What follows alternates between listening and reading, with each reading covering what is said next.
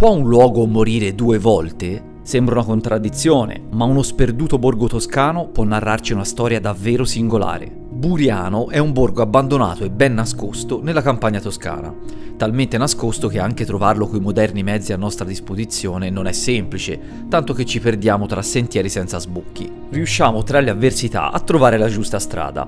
Il borgo è segnalato come proprietà privata. Probabilmente non dovremmo, ma noi approdiamo dalla via principale nel silenzio più assoluto, intervallato qua e là dal rumore di qualche porta che sbatte e cigola e che ci rende partecipi inconsapevoli della più stereotipata delle atmosfere horror. Notiamo che il borgo è diviso in 2 parti ben distinte, che hanno qualcosa da comunicarci proprio sulle sue 2 esistenze, ma ci arriviamo presto. Il paese nasce in periodo alto medievale, se ne hanno notizie già dal XII secolo. Il luogo cattura subito per fascino, alcuni edifici sono ancora bene conservati, altri meno, e l'impressione è che le cose possano solo volgere al peggio. Sì, c'è dei buchi lì, io non entrerei. Si vedono ancora affreschi, stemmi, targhe, oltre ad un piccolo cimitero. Della chiesa del paese, chiamata di San Niccolò, si ha notizie dal 1200. In quasi tutti gli edifici del paese si vedono 2 stemmi. Il più antico è quello della famiglia Incontri, il più recente della famiglia Rochefort. I marchesi Incontri della vicina Volterra furono i primi proprietari e dal 1361 allestirono una tenuta fattoria. I Rochefort, casata di origine francese, acquistarono la tenuta da fine Ottocento e la mantennero fino agli anni 60 del secolo scorso. Dall'incontro delle 2 importanti famiglie nasce alle mie spalle la villa Incontri Rochefort, che sembra avere al piano terra dei magazzini e al suo interno ben 73 stanze. Il senso di abbandono, le piante che si stanno riprendendo gli spazi abitati, gli infissi divelti si alternano alla buona tenuta di alcuni degli edifici in pietra del paese, dovuta proprio agli interventi tardo-ottocenteschi della famiglia Rochefort. Qui, dove pare che non si possa più entrare, c'era l'abitazione degli animali. Consisteva in diverse stalle per i diversi tipi di animali e al piano superiore un'abitazione privata.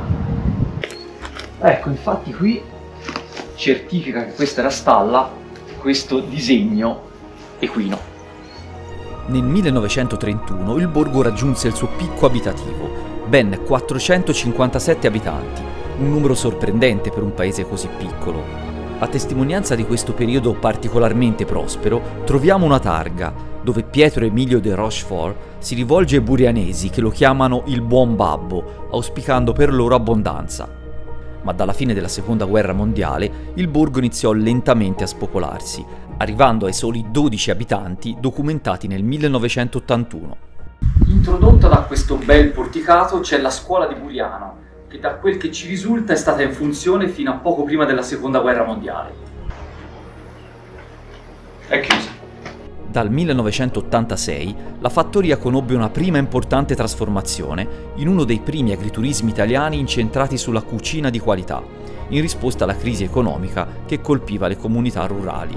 Il progetto andò avanti con fortune alterne fino a metà anni 90 e non fu sufficiente per tenere vivo il luogo. Gli strascichi della crisi mezzadrile, la dismissione delle vicine miniere e l'isolamento del paese condussero verso la fine.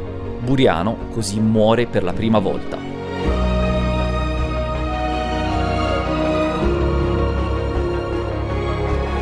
Ma questo luogo dimostrerà una grande capacità di rigenerarsi.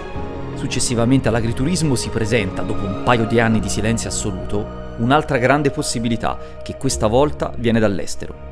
Qui c'è quel che rimane di quel che sembrava una sorta di bar. Nel 1997 un medico svizzero rilevò la struttura con l'intento di farne una beauty farm. Lo svizzero però ancora non conosceva la burocrazia italiana.